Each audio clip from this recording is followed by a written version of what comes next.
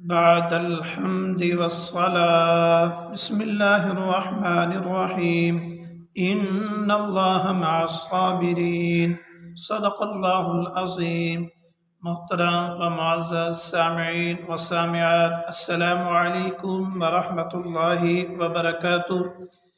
آئیے ہم آتے ہیں آج کے اپنے لیکچر کی طرف.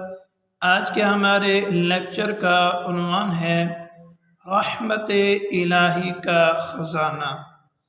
محترم سامعین، جس آیت مبارکہ کی تلاوت کی گئی ہے، اس آیت مبارکہ میں اللہ تعالی نے اسی مضمون کی طرف اشارہ کرتے ہوئے ارشاد فرمایا، ان اللہ مع الصابرین، بے شک اللہ تعالی صبر کرنے والوں کے ساتھ ہے. محترم سامعین، مفسرین کرام ارشاد فرماتے ہیں کہ قرآن پاک میں صبر کا تذکرہ 90 دفعہ آیا ہے. اللہ تعالیٰ نے صبر کی فضیلت کو بیان فرمایا ہے.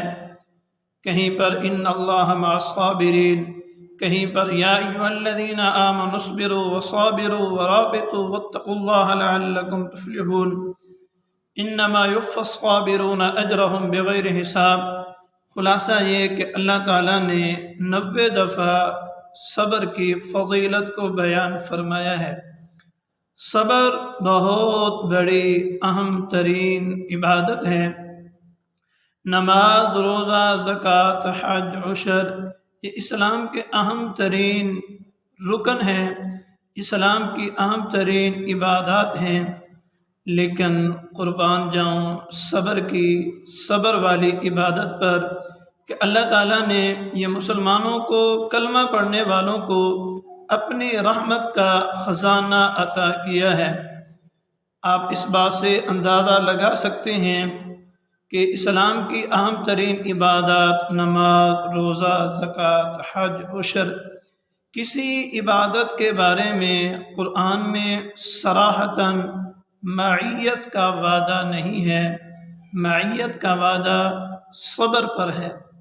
مفسرین کرام ارشاد فرماتے ہیں کہ صبر کی 3 قسمیں ہیں: الصبر علی الاطاعہ، الصبر عن المعصیہ، الصبر علی المصائب.